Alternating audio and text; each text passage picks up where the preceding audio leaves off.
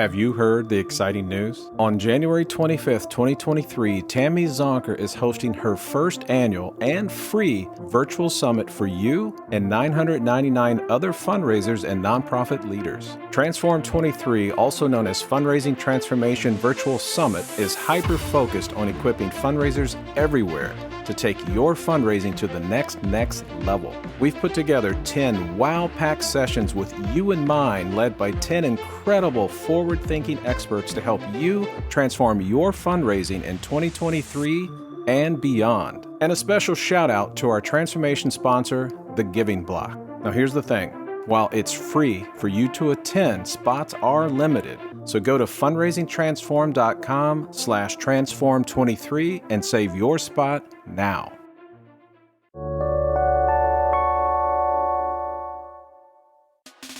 If you're looking for proven ways to take your fundraising results to the next level, you're in the right place. Welcome to the Intentional Fundraiser podcast, hosted by Tammy Zonker. Tammy has trained and led thousands of nonprofit organizations to collectively raise more than $500 million and is also recognized as one of America's top 20 fundraising experts. This is the podcast where Tammy equips and empowers amazing fundraising pros like you to transform your fundraising so you can transform the world. And now, let's hear from Tammy. Today on the Intentional Fundraiser podcast, I am talking with Birgit Burton. And I have to say, I love this woman. She is an incredible human, an enchanting storyteller, and a source of knowledge and inspiration in my life. And I am so grateful for her. I have the great privilege of serving as faculty alongside Birgit with the Institute for Charitable Giving. And I learn something new every single time I speak with her or sit down with her over a meal. Moreover, Birgit is chair of the Association of Fundraising Professionals Global Board. She has the distinction of being the first African-American woman in AFP's 60-year history to serve in this role. She's the founder and executive director of AADO. If you, by chance, haven't heard of that, that is the African American Development Officers Network, and you should learn more about it. She launched that initiative, that network, at Georgia Tech in 1998 to provide professional development, education, employment support, mentorship, and networking opportunities for African American fundraisers. She is a well-regarded speaker on the topics of fundraising and diversity, and has authored articles on diversity in the fundraising profession, co-authored the book, The Philanthropic Covenant with Black America, and contributed to the book 5 Minutes for Fundraising, a collection of expert advice. Birgit says she would also honor to tell her personal story in the book Collecting Courage, which shares the lived experiences of Black women and men working in a nonprofit and charitable space. And I can tell you, I own that book. I have read it cover to cover, and it's so insightful to me as a white woman working in the profession. I encourage everyone to read that. During Birgit's 25-year career as a fundraiser at Georgia Tech, she was selected to participate in the first cohort of Leading Women at Tech and chosen as one of the 2020 Faces of Inclusive Excellence, which recognized faculty, staff, and students committed to gender diversity, equity, and inclusion. Birgit received the Opportunity and Inclusion Award from the Council for Advancement and Supportive Education, which recognized her leadership in fostering inclusion and diversity within the fundraising profession. And in 2020, the RISE Fund was established in Birgit's honor with a mission to advance women in color in fundraising by providing resources, inspiration, support, and education.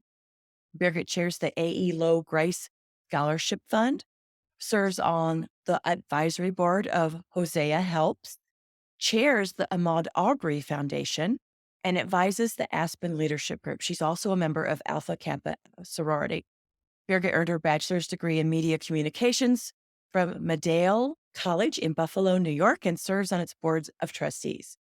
And that's it for this episode of the Intentional Fundraiser podcast. I'm ready to take a nap. No, it's just Birgit, you're such an accomplished woman and leader in this sector. It takes a minute to do you justice. Thank So, you. yeah, thank you. And welcome to the show. Support for this show is brought to you by Bloomerang. Our friends at Bloomerang really understand fundraisers, which is why they make donor management and online fundraising software that nonprofits love to use. To learn more and to join them in their vision of building a world inspired by giving, head over to bloomerang.com/intentional-fundraiser.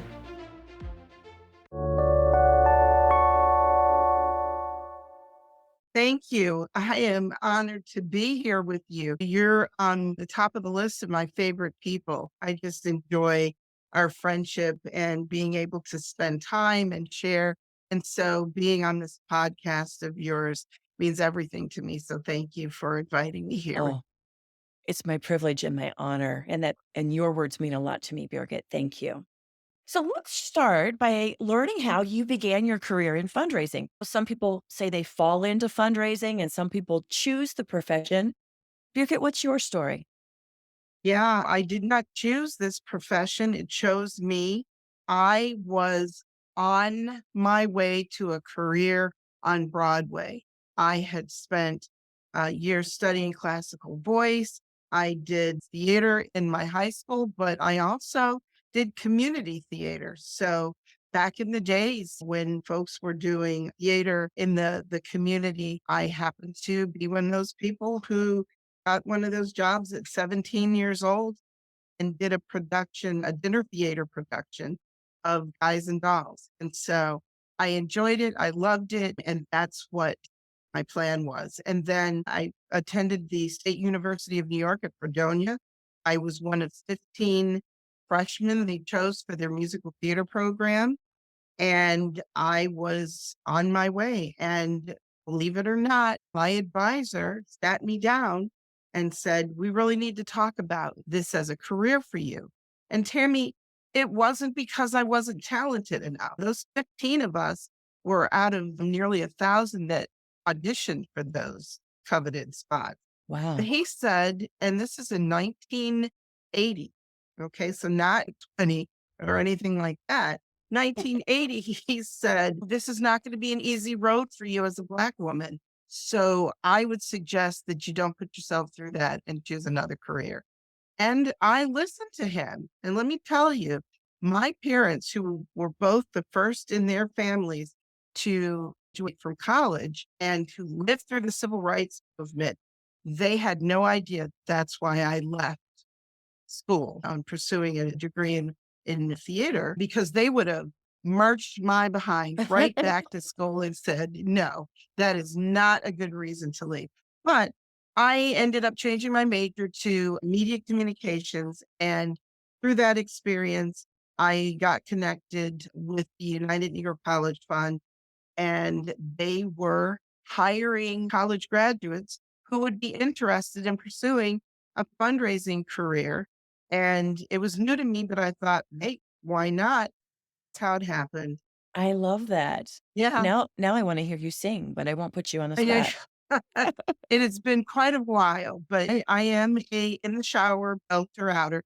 Oh, and the concerts I hold in my car going down the highway. I The love best it. ever. I love it. So now 25 plus years later in your career as a fundraising professional and a nonprofit leader, what have been some of your proudest moments? So when I think about that, I've had many moments that it just seems to me that every moment that I've been able to do something that makes a difference in an organization, with an organization, in an individual's life. So at Georgia Tech, 25 years, which, by the way, this is a little humorous, but I am celebrating my 1 year anniversary of having retired from Georgia Tech. I just signed another contract with them for another 6 months. So I haven't really left. I am still working. I'm retired, but working. That's what they officially call it. They're But never letting you go. I've got to go. I have other things to do, but I put a lot of work into the Foundation Relations Department. And until my successor is identified and I can help onboard them, I don't want to leave. And so we're getting close to making that appointment.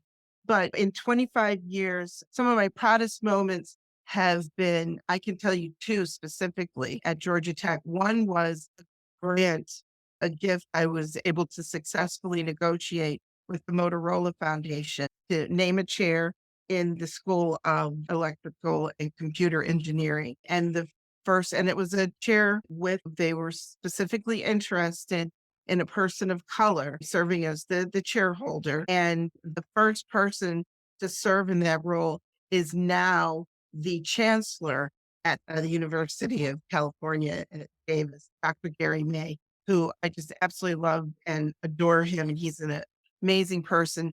And I was able to work with Motorola on that opportunity in 2003, a few years after I got to Georgia Tech. And so that's meaningful to have done that. And there have been many other wonderful grants that I was able to be a part of, but some of the smaller ones that provided scholarship opportunities for students who would not have had the opportunity to go to Georgia Tech. And then some of really small programs that I was able to raise $25,000 for, not Yeah. the Motorola multi-millions or even the 30 million to put the Candida building on campus, but got $25,000 for that program that benefited those students doing research in one of our labs from a local high school. That brings me joy. Yeah. That's beautiful. Yeah. So during that same time, what have been some of your biggest regrets or disappointments in the profession? So when I think about this, Tammy, and I'm thinking about the profession. So as the profession, I'll tell you that at the time that I entered the profession, I had been in it for a long time. I had said when he was speaking at a luncheon I had attended, and he said that it was more respectable. This is at this particular time, like in the late 80s, more respectable to play piano in a bordello than to be a fundraiser. My So goodness. when I came into the profession, it was like, yeah, here comes the fundraiser, hide your kind of thing. And so I appreciate where we are now. We are truly a respected profession and I enjoy and appreciate that. But a disappointment of mine is looking at the numbers of professionals of color. And it's nothing to brag about, right? So I can highlight numbers that I know that the Association of Fundraising Professionals have noted. And so the Association of Fundraising Professionals pre-pandemic had about 33,000 members. And of that 33,000, 9% who responded to the member demographic survey, 9% were people of color and 4% were African American. And so that's one of the things, and we'll talk about that a little bit later when we talk about my vision for AFP. But that's been a disappointment for me to see those numbers be so low and to really kind of dig in and find out why. Yes. Yeah. What is it? What are the barriers to attracting and really creating a Retaining. space where they feel like people of color belong? Exactly. Yeah. Yeah. Well, that is a great segue. As you step into your role as chair of the AFP Global Board, and by the Yeah. way, congratulations and thank you. Thank you. Let me be honest. Okay. Honest to all your listeners. It was nothing I really had in my plans.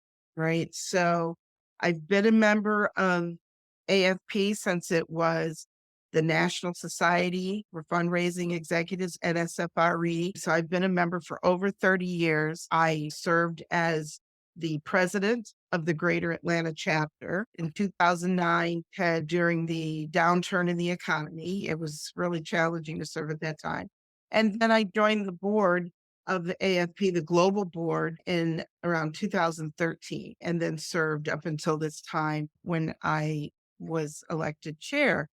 But all that time that I was serving on the board, I saw the people who were serving as the chair of the global board, and it seemed like a pretty tight, select group. You sort of already know who was in the queue. And because serving in that role really is a 6-year commitment, 2 years as chair-elect, 2 years as chair, and then 2 years as immediate past chair. I just didn't see where I would be able to get into the queue for that. And then a staff member who I just absolutely love, and I don't mind calling out her name. She's no longer at AFP Global, but she was one of the authors of Collecting Courage. Her name is Heba Mahmoud. Heba said to me, and she was doing the work in the diversity inclusion space at a she said something along the lines of blah, blah, blah. And when you become chair, of AFB. And I said, "Brr." I said, Yeah. "Oh, no, no, no. Oh, honey, no. No, no, no, no, no. That's not, I don't see that." And she said, "Why not?" And I said, "Well, I really couldn't give a good answer, except that it just had not been something I had thought about." Yeah. But she planted the seed, Tammy, because I could never get it out of my head. I was like, could I? And what would I do? I've done a lot of firsts, right? But I don't want to just be the first. I want to be able to look back and was I able? It's not all about me, but collectively, and with me being able to be in a leadership role. So I really had to think, and I had to think at the time that I submitted my interest in being nominated, what I wanted to accomplish. So a couple of things that I can say is obviously I've touched on this, but well, first, I want to increase the numbers of professionals entering into fundraising because we're losing them. That people are changing careers. They're going to wealth management. They're going to the other side of the table in awarding grants, giving money away, and people are going into consulting and then retiring and unfortunately passing away. So Yeah. the numbers are significant of those professionals that we're losing. So I definitely want people to see fundraising as a true profession that they can really utilize their talents in. And then I want to see an increase in diversity in the profession and those opportunities. And how do people find out? AFP has collegiate chapters, but very few at all at historically Black colleges and universities. Where do Hmm. we meet the students that we can educate them on what a career as a fundraiser looks like? So that's Yeah. a big thing. And I could go on and on about that. The second thing, and this has been out there in social media a little bit recently, but I'm really interested in a fundraiser's Bill of Rights. And we started having this conversation a few years ago. This is nothing new. There are many who have already begun work in this area. The Nature Conservancy is one of those organizations that had already completely written a fundraiser's Bill of Rights. There are two incredible women, Amelia Garza and Jennifer Holmes, who actually wrote and copyrighted a fundraiser's Bill of Rights that AFP lifted up and published about it in Advancing Philanthropy. And so AFP struck a task force in that area. You would be shocked, and maybe you wouldn't be shocked, but stories that I've heard Hmm. from people who have been mistreated, offended, just downright taken advantage of, spoken inappropriately to, who represent in ways that maybe some donors don't want to deal with these individuals. They've been called racist names. They have been asked to leave. And so I'm hearing these stories and said, we definitely have to create a document that sets the standard for how fundraisers should be treated, Yeah. period. And then lastly, what I want to focus on are our chapters, the AFP chapters. What does a chapter look like? Because we have wonderful large chapters out there with hundreds of members and dues paying members and great leadership. But we also have smaller chapters who I think of a longtime AFP member, respected former board member, Alice Ferris, who Oh, is in a yes. chapter. Alice has served as president of her chapter like 3 or 4 times because it's a small chapter and they don't have the leadership. So I'd really like to potentially strike a task force that will look at chapters. Maybe we could have a hub chapter or hub chapters with small groupings that are part of that hub chapter, but they don't have to be a formal chapter and meet the chapter accord and file the 990 and all the responsibilities that go along with that. You might have 30 members who have lunches or occasional educational sessions or events, Yeah, and maybe one big annual gathering or meeting with that sort of sponsoring chapter, something like that. sure. I think that AFP Alaska is a great example that Yes. really mirrors what you're describing. So they have a Mhm. concentration of members in Anchorage Yeah. and then a Yeah. hub group of members in Fairbanks, which is about a 6-hour drive. Yes. And so Fairbanks zooms into Mhm. educational sessions. They all come together for National Philanthropy Day, a day of Yes. education, a day Yes. of honoring. So, yeah, I love that. It just widens the resource pool. I think so. The last thing I'll say about that is when I think about, so right now, AFP's membership is at about 27,000, right? But registered nonprofits with the IRS just in the US alone is over 1.5 million.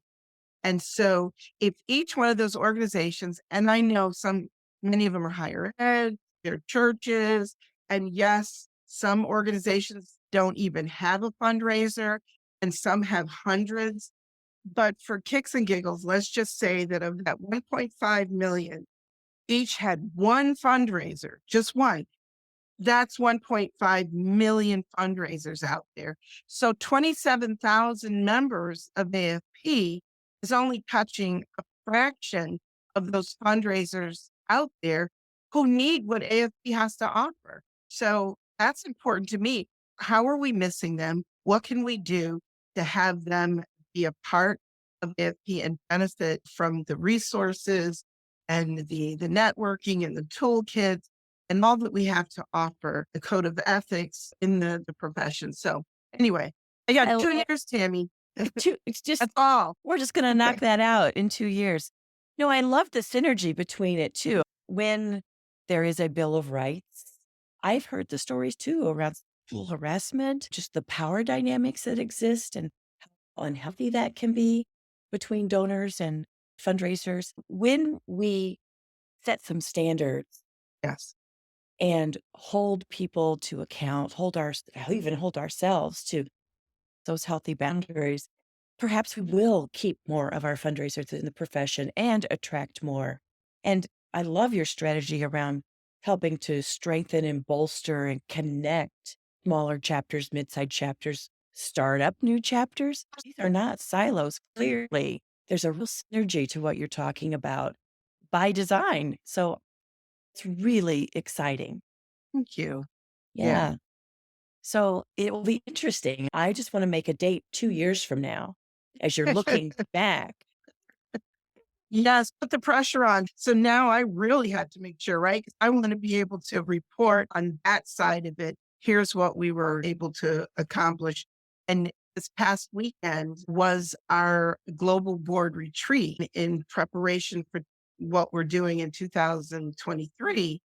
And I chaired that, even though I officially become the chair January 1st, and Kevin Foyle, whom I adore, who will be the immediate past chair, he steps back, lets me chair that meeting. And I was nervous. I was nervous, nervous, nervous. Didn't want anyone to sit there in that meeting and go, who picked her? Because we wouldn't, Never.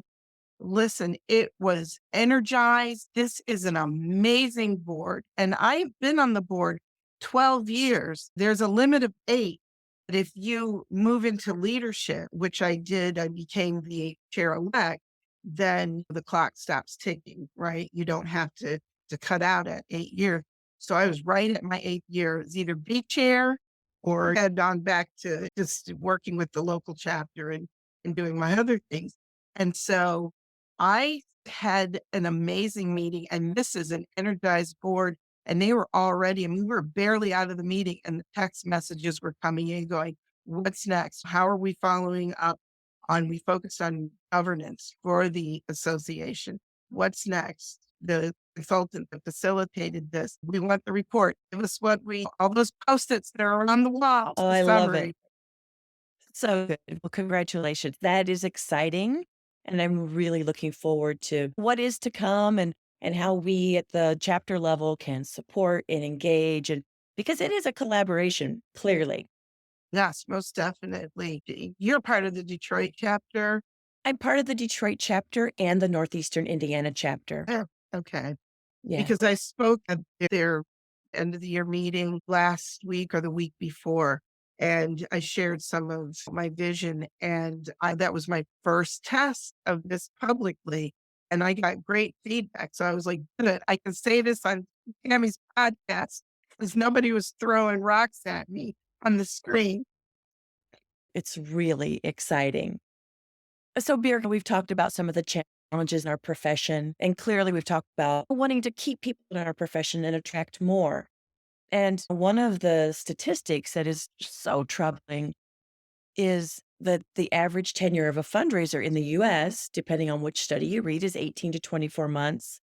And as in most professions, we have issues around pay equity and overall inclusion, as you've spoken about and we've all read about, and inclusion of people who are differently oriented or differently abled, be it physically or neurodiverse. So AFP, as you've said, has really been focused up until this point. I mean, you've talked about like what's next, but there have been some investments and focus areas, some initiatives that have been around for a while. And they're deep, they're broad, and those are the AFP Diversity and Inclusion Initiative, Mm-hmm, the Fundraising and Workplace Climate Initiative, mm-hmm, and the AFP Emerging Leaders Work with a special focus on women's impact. mm-hmm, So I know that is a whole lot of stuff. But yeah. talk to us to the degree you can in the time we have Mm-hmm, about these initiatives, what's been accomplished, what's on the horizon. mm-hmm, What are some of the biggest barriers that we face recognizing this is a marathon and not a mm-hmm. sprint? I'm glad you're lifting these up because all three of these areas are important work for AFP.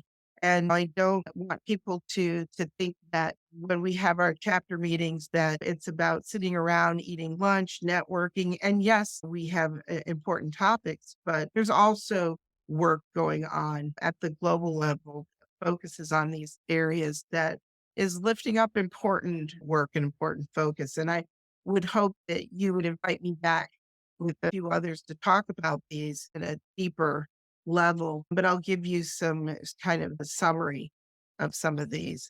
Our diversity and inclusion work is now called IDEA, Inclusion, Diversity, Equity, and Access. And I'm not patting myself on the back, but I just love that I was working with Heba Mahmood, who was on staff when I was the chair of IDEA, and it was still diversity and inclusion. And we were looking back at the last diversity summit. It was like 4 or 5 years ago. We were looking back to the 2013 Diversity and Inclusion Summit. And from that came some findings, some action items. And so when I had the opportunity to chair our diversity inclusion initiative, I said, let's look back and what came out of that summit that we needed to do. And so we created some committees around those. And that's how we ended up in the new definition of diversity and inclusion for AFP, coming up with IDEA. And at first it was a little cutesy. There were a few chapters that were like, yeah, nah, thanks. We'll pass on that. That's corny, just that acronym. But I'm happy to say everybody's on board now. It is so a part of the work that we're doing, nobody even bats an eye. So we've made great strides in our diversity and inclusion work. We've got a long way to go. And so AFP is integrating IDEA into everything we do. So it's not just the committee. And you know about how more organizations are saying, listen, let's weave everything through an IDEA lens. Absolutely. So that includes diversifying our speakers, right? Our content writers, integrating idea topic in our conferences. We're also requiring salary ranges on all job postings to the AFP job board. Our research shows that jobs with salary ranges get 30% more attention. So we're really focused on that. We developed our virtual affinity group program to give people the opportunity to connect with those from similar backgrounds or who have similar professional and personal challenges and interests.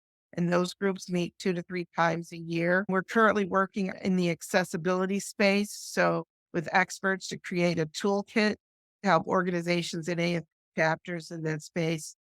And in 2021, AFP released our findings from a research collaboration of 9 organizations sponsored by Donor Perfect, focusing on the issues of idea in the fundraising profession and based on survey responses from more than 2,000 fundraising professionals.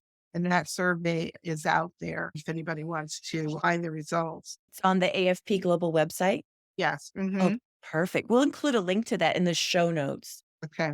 Perfect. In the Fundraising and Workplace Climate Initiative, which is part of our Women's Impact Initiative, we call it WE. Our biggest and most recent success was earlier this year when AFP released the Speaking Truth to Power Toolkit by Dr. Megan LaPierre-Schlup and Dr. Aaron Beaton. They're professors at John Glenn College of Public Affairs at The Ohio State University. And the toolkit both expand their understanding, not just of harassment in the fundraising profession, but also of bias, bullying, and discrimination.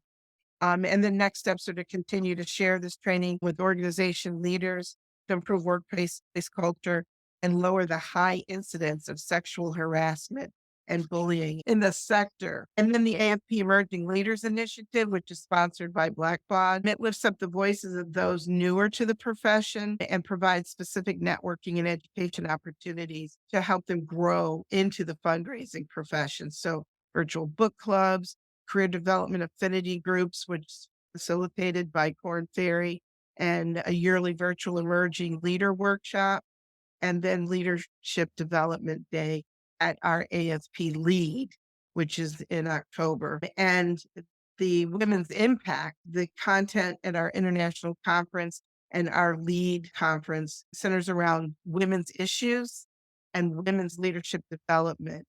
And so it includes webinars and interviews and a mentor program for women's leadership development sponsored by the Alfred.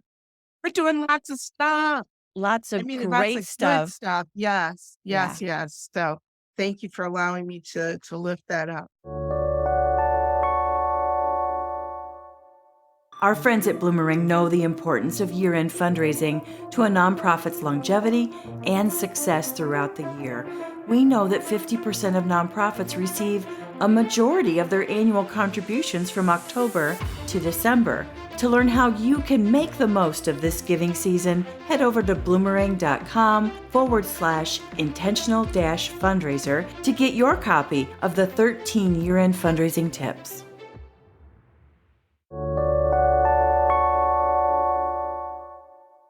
Yeah. And so anyone who's listening, you can gain access or learn more about these initiatives and these opportunities to engage and grow and expand and contribute by going to the AFP Global website and also talking to your local AFP chapter leaders.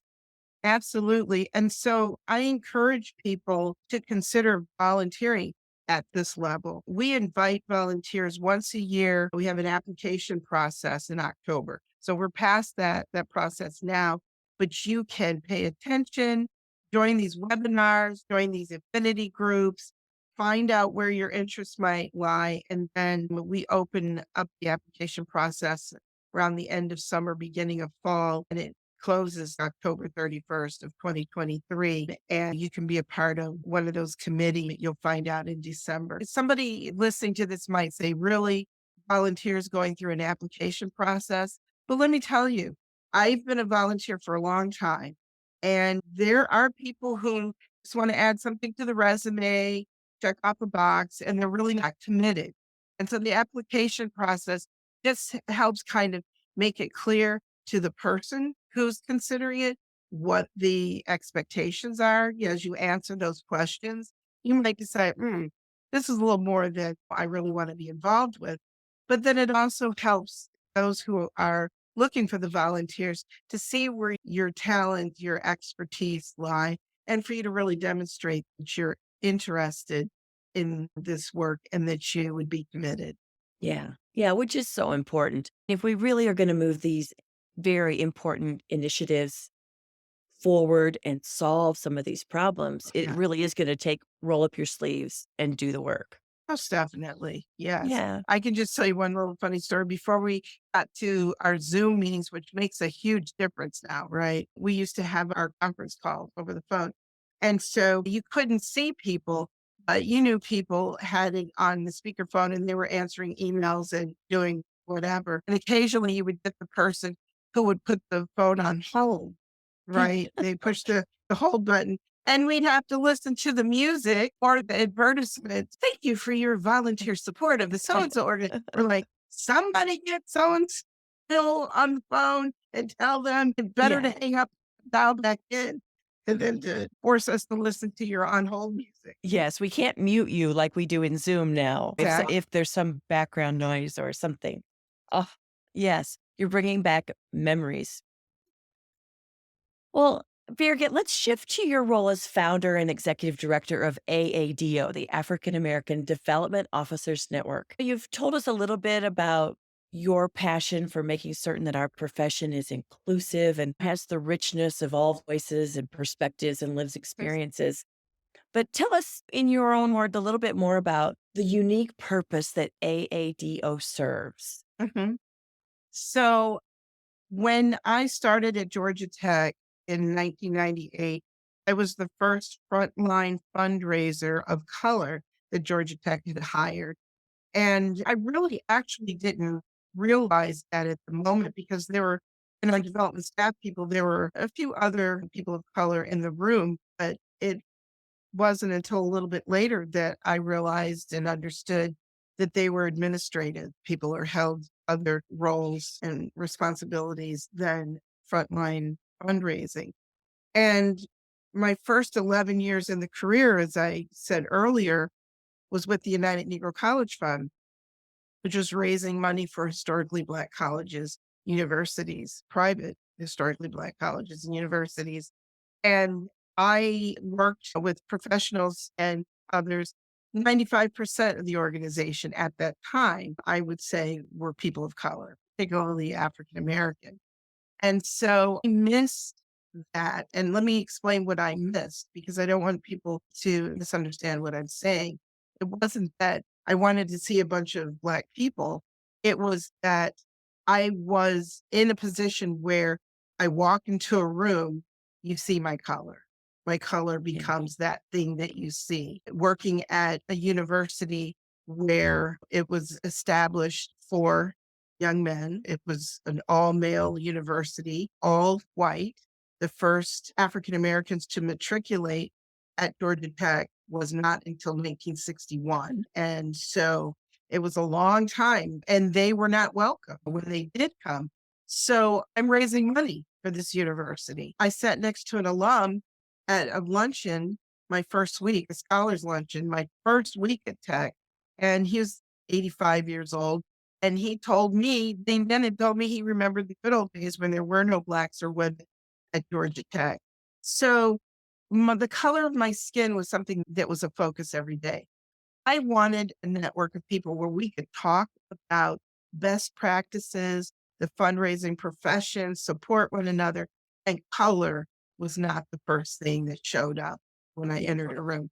I entered a room with other professional fundraisers, and there were 25 of them. Maybe we saw color because we were like, hey, we're all Black. How about that? And let's talk about The fundraising. work.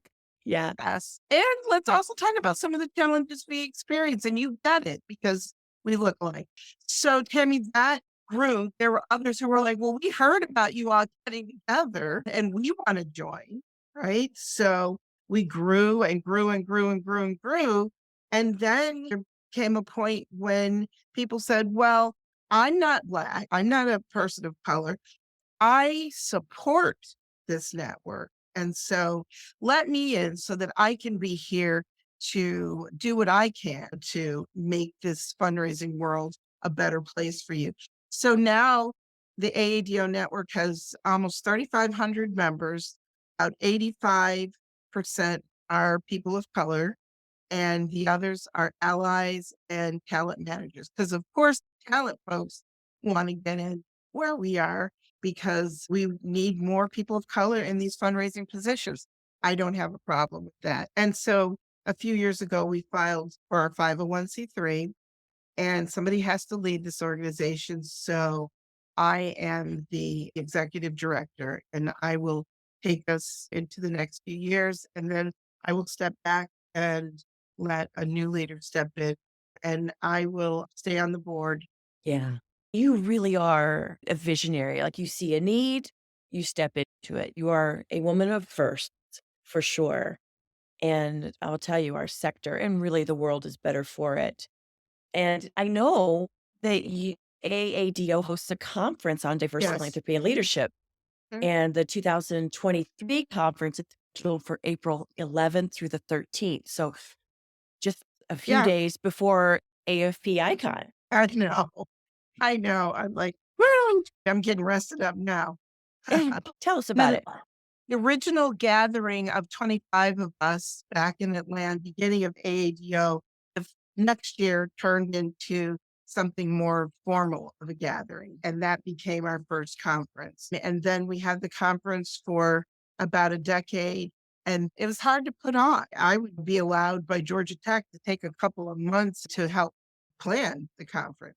And then we started partnering 11 years ago with the Council for Advancement and Support of Education case. They're the conference gurus, right? They know how Yes. to negotiate the venue, do all the work that is involved in organizing a conference. And then we ADO can focus on programming. And we do that with case as well. And so the conference is, I'm going to say we have somewhere between 250, 300 people. We've had to, the last few years, we've had to shut down registration about a couple of weeks out because we were overselling. It's growing. And the program is around fundraising and leadership with the overarching theme of diversity, particularly people of color and also the LGBTQ community. And so the sessions focus on that.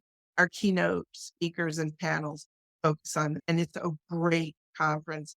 I just love it. It's rich and it's people come together and it's almost like going to church revival or something. You come out of it and you're like, just, oh, you feel so fortunate to have learned and connected with people with this interest of diversity in this space. And so it'll be in Atlanta, April 11th through the 13th. You can go to the AADO website at aadonetwork.com and you can find all the information. We are still finalizing the program, so folks won't see the program up just yet.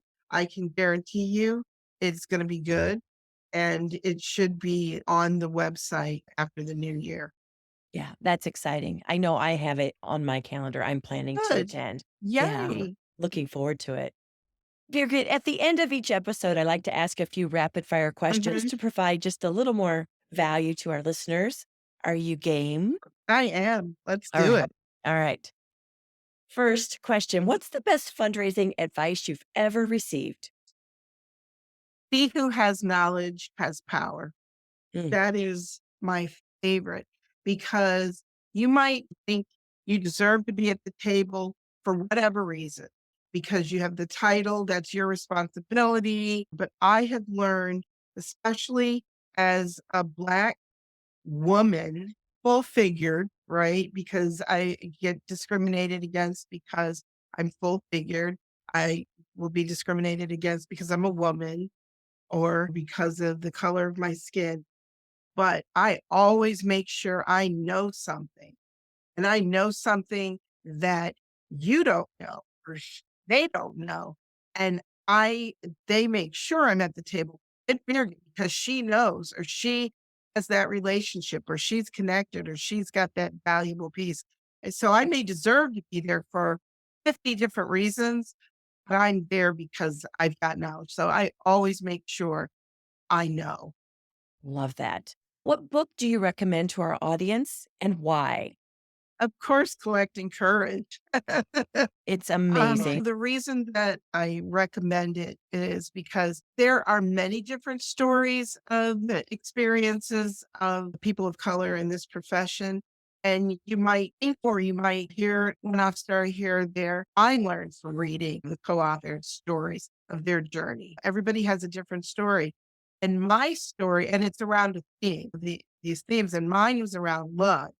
And I'll tell you, Tammy, that mine talks about my journey of being adopted. I'm biracial. My birth mother's German, and what I experienced, and that she gave me up for adoption at the age of 3 because she didn't want me to have to live with that racism. But I have all of that, and meeting my grandmother really set me on this course as a fundraiser.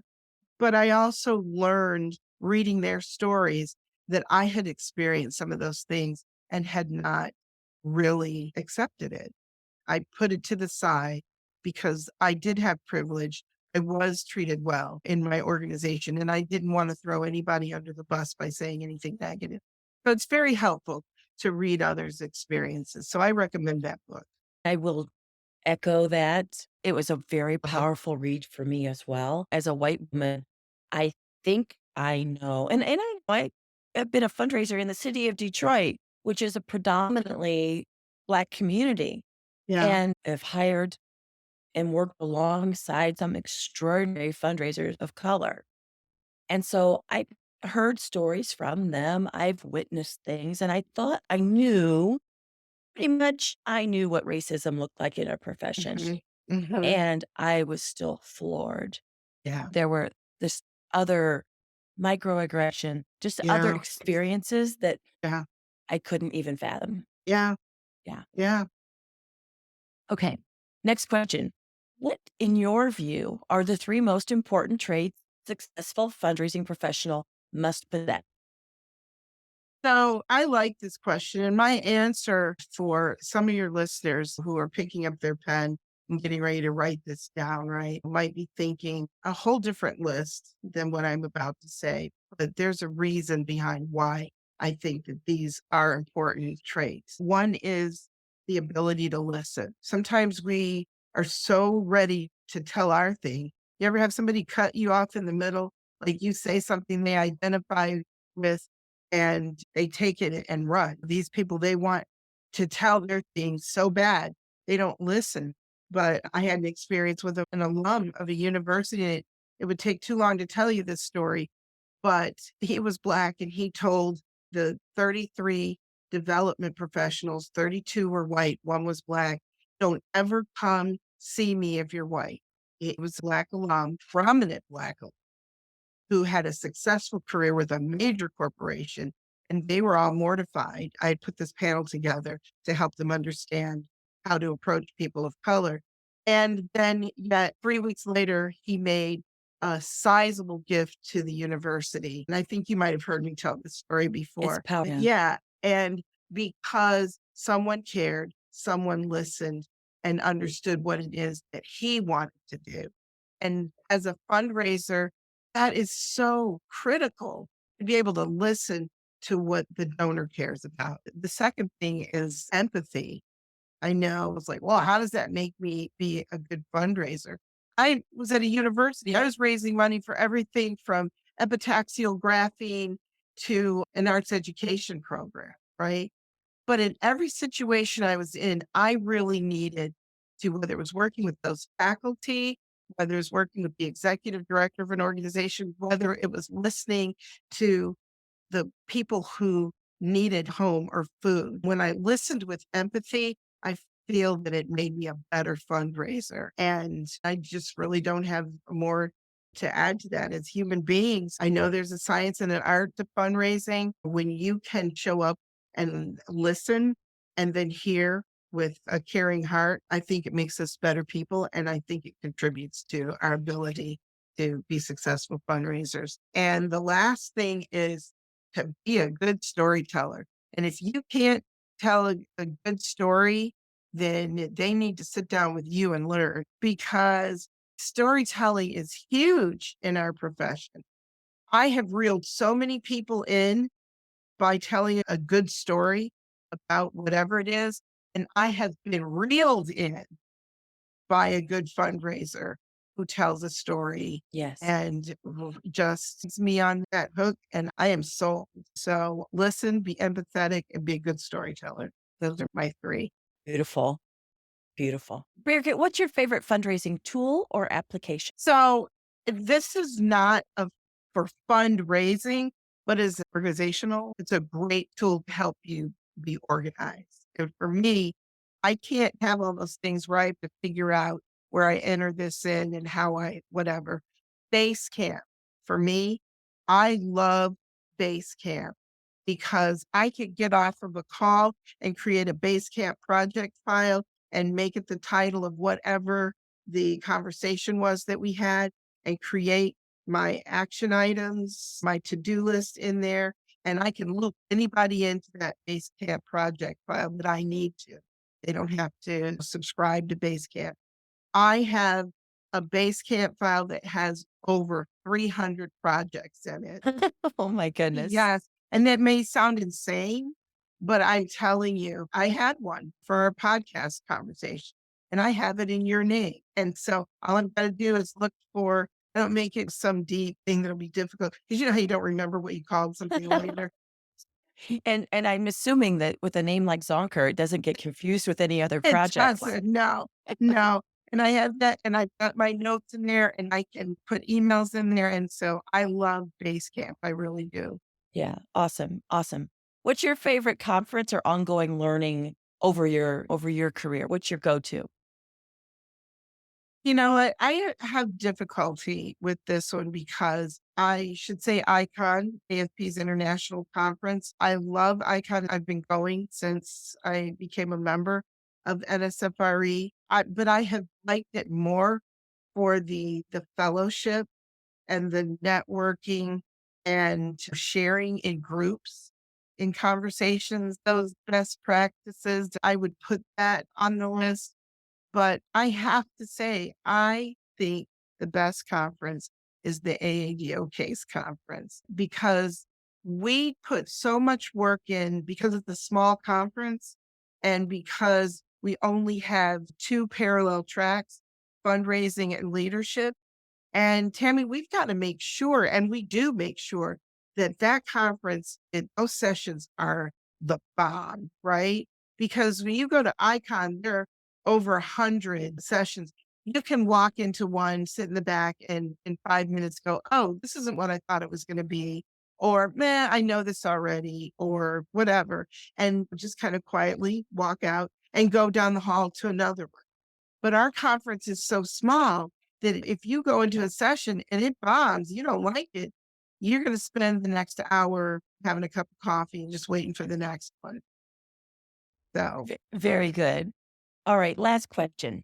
Knowing what you know now about fundraising, what advice would you give your younger self or someone else just getting started in the profession? when I was thinking about this question, I wasn't as impatient as my younger self as younger folks are today. And I'm not criticizing them for this because I've heard, I'm a boomer, and I've heard millennials talk about us baby boomers. We hijacked Facebook. We're too loyal. We stay at jobs way too long. This whole list. And then I heard people talk about millennials. They're not as committed. They come to work when they want to. And that they're chasing salaries and titles. And so I would tell my younger self, and I was patient, but I would tell my younger self that the biggest thing to focus on for me is health. I did not focus enough on and I'm working on it now. I'm trying to course correct as an old lady because I still have some years left before I go sit on the beach with my drink with the umbrella in it somewhere. But I wish I had taken better care of myself. All the work that we have to do, all the different directions we go in to mean nothing if we are not healthy. To be there for our colleagues, to be there for the organizations we serve. How about to be there for our family, for those people who love us and want us to be around for a long time? So I know the question is about fundraising, but I add this in as a very important part of fundraising because there's so much work in the work that we do that if we don't show up with self-care being at the top of the list, we can't be good fundraisers. Yeah. It's You an know, important message. isn't it? Thank you. Yeah. And I will tell you this last thing, I'll end on this. I spoke at the Birmingham chapter a couple of days ago at Birmingham, Alabama, and I was standing up. I had been going, and that I had not eaten anything that morning. And I was standing there on the stage and they were asking a lot of questions. And I got dizzy. I was very tired, had not eaten. I had taken some medication and I was asked a question and I couldn't think of the answer. I wasn't having a stroke or anything like that, but she asked for me to give a list of member benefits. Yes. And I was like, I don't know. Member benefits. And I Because you said, had not been taking care of yourself. no, I was tired and the room was starting to spin. I'd been standing on the stage for 45 minutes, giving everything I had. And I apologized and said, listen, I'll get that list. I've got a great list for you. That's not what you'll see on the website. And I got done off the stage and drank a glass of water and said, never again do this to myself. Yes. Oh. And the new year is just around the corner. Well, I don't practicing now Yes. in preparation for those New Year's commitments to take care of ourselves. Yes. Yeah, so good. Birgit, thank you for joining us today. My pleasure. Thank you for having me, Oh, Tammy. our pleasure, truly. If you want to learn more, Birgit, AADO, or AFP Global, we've included links in today's show notes, and you'll also find links to the other resources that we've talked about today. Thanks for listening to this episode of the Intentional Fundraiser podcast, and keep on transforming your fundraising so you can transform the world. Thank you to our friends at Bloomerang for supporting this episode. Learn why fundraisers love using Bloomerang and grab your copy of the 13 Year-End Fundraising Tips ebook at bloomerang.com/intentional-fundraiser. The link is in the show notes.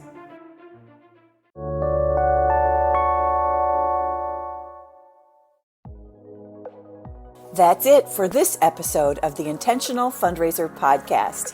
If you like this podcast, subscribe and download each episode on your favorite podcast platform. Share it on social media with the hashtag #TheIntentionalFundraiser and tag me, Tammy Zonker, and you'll be entered into a drawing for some great swag, books, and courses. And if you like today's show, you might also be interested in becoming a member of my Fundraising Transformer community, where I go live twice a month with my members with fundraising training and group coaching to help transform those fundraising issues that keep you awake at night, where I pull back the curtain on how you can take your fundraising results to the next level by teaching ways you can improve your development operations, create a results-driven, donor-centric development plan, strengthen donor relationships, improve your donor retention rates, and build a raging monthly giving program and a successful major gifts program, and how you can approach each day to ensure you'll perform at your highest level so you can be the best fundraiser and the best person you can possibly be. You can learn more about becoming a member at fundraisingtransform.com/transformers. Thank you for showing up and for having the courage and determination to transform your fundraising so you can transform the world. Bye for now.